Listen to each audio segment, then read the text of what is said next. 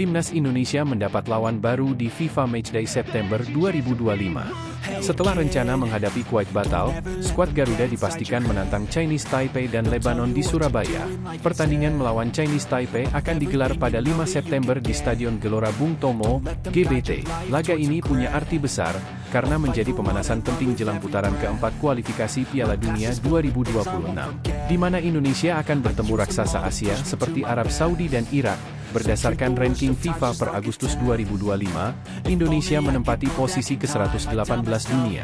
Anak asuh Patrick Kluivert naik 5 tingkat setelah menumbangkan Cina. Meski sebelumnya kalah dari Jepang, performa Garuda sepanjang tahun memang belum konsisten, tetapi tetap menunjukkan daya saing melawan tim-tim besar Asia. Sebaliknya, Chinese Taipei justru sedang terpuruk. Tim yang diasuh Che Minghuang hanya mampu meraih satu kemenangan resmi sepanjang 2024. Kekalahan terakhir dari Sri Lanka dengan skor 1-3 membuat mereka terjun ke peringkat 172 dunia. Perbedaan 54 posisi di ranking FIFA ini jelas mengunggulkan Indonesia di atas kertas. Namun, uji coba ini tak sekadar soal hasil, melainkan juga kesempatan untuk menguji taktik dan rotasi skuad. Secara historis, Indonesia juga jauh lebih unggul. Dari total 14 pertemuan, Garuda sukses menang 10 kali dan hanya kalah 4 kali. Kemenangan terbesar tercatat pada Merdeka Turnamen 1968, ketika Indonesia berpesta gol dengan skor 10-1. Pertemuan terakhir kedua tim terjadi di playoff kualifikasi Piala Asia 2023. Saat itu, Indonesia menang telak 3-0 di Buriram lewat gol Egy Maulana Fikri, Ricky Kambuaya, dan Witan Sulaiman. Rekor positif ini tentu jadi modal berharga menjelang bentrokan di Surabaya. Di sisi lain, bek timnas Indonesia Mees Hilgers batal gabung Stade Brest, klub Liga Prancis 2025 hingga 2026 yang musim lalu eksis di Liga Champions. Kabar itu disampaikan media asal Belanda, De Telegraaf pada Selasa, 2 September 2025, dini hari waktu Indonesia Barat. Transfer di hari penutupan Mees Hilgers ke Stade Brest gagal terrealisasi.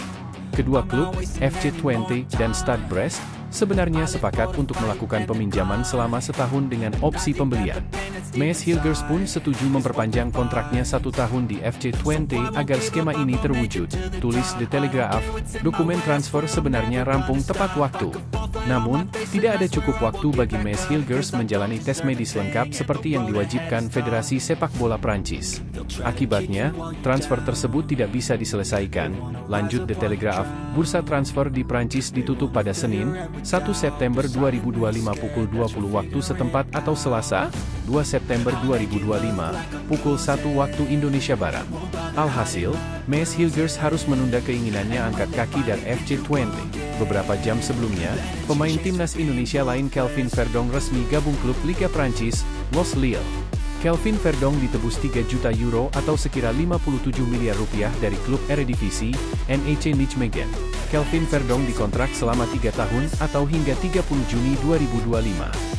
Di Los Lille, Kelvin Verdong satu tim dengan bintang-bintang seperti Olivier Giroud dan Thomas Meunier. Bursa transfer di Liga Belanda masih dibuka hingga Selasa, 2 September 2025, malam waktu setempat.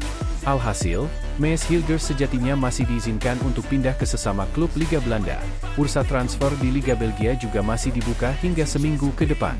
Jika ada klub raksasa Belgia yang meminati Mees Hilgers, bek 24 tahun ini bisa menyeberang ke sana menyusul 2 pemain timnas Indonesia, Ragnar Oratmangoen dan Joey Plupesi.